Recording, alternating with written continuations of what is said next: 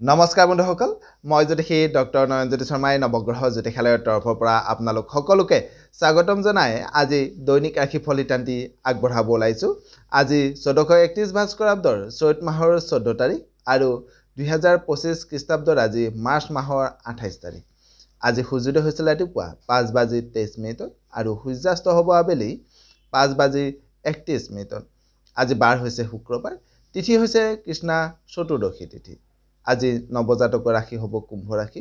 আবেলিৰ ঘণ্টা 3:41 যোৱাত নৱজাতকৰ ৰাশি হ'ব মীন ৰাশি।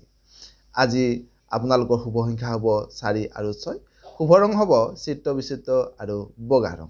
ইয়াৰ উপৰি বন্ধুসকল আজি ছোৱালীসকলৰ আদ্য ঋতু হ'লে যোগ হ'ব দুৰ্ভগা যোগ।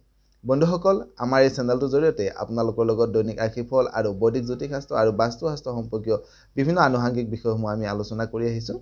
যদি আজি আপুনি প্ৰথমবাৰৰ কাৰণে আমাৰ চেনেলটোলৈ আহিছে তেতিয়াহ'লে পাৰিলে আমাৰ চেনেলটো ছাবস্ক্ৰাইব কৰিব আৰু যিসকল ব্যক্তি আমাৰ ভিডিঅ'সমূহ ফেচবুক পেজত চাই আছে ফেচবুক পেজটো ফ'ল' কৰিব। জান হওক বন্ধুসকল, এতিয়া আহিছোঁ আমি আমাৰ আজি মূল বিষয়বস্তুৰ মাজলৈ। প্ৰথমে আৰম্ভ কৰিব খুজিছোঁ আজি আমি মেষ ৰাশিলৈ।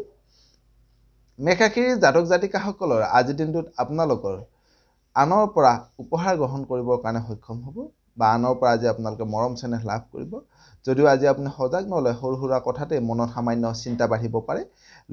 লগতে আজি আপুনি সজাগ নহ'লে ঘৰুৱা দিশত সামান্য আজি মনোমালিন্য ভাৱ বৃদ্ধি হোৱাৰো যোগ দেখা যায়।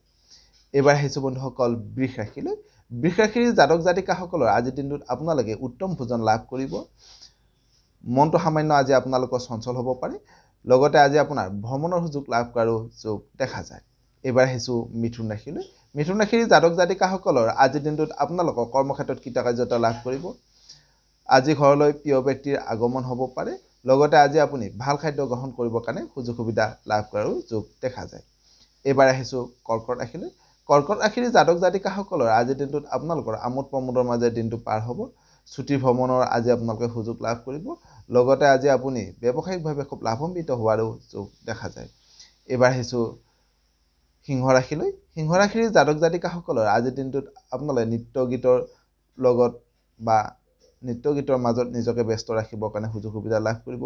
নৃত্যশিল্পী আৰু সংগীত শিল্পীসকলৰ বাবে আজিৰ দিনটো খুব শুভ বুলি ক'ব পাৰি। যদিও আজি আপুনি সজাগ নহ'লে সামান্য আত্মগ্লানি ভাৱ বৃদ্ধি হ'ব পাৰে। লগতে আজি আপুনি সজাগ নহ'লে সামান্য বিচ্ছেদ বা মনোমালিন্য হোৱাৰো কিন্তু যোগ দেখা যায়।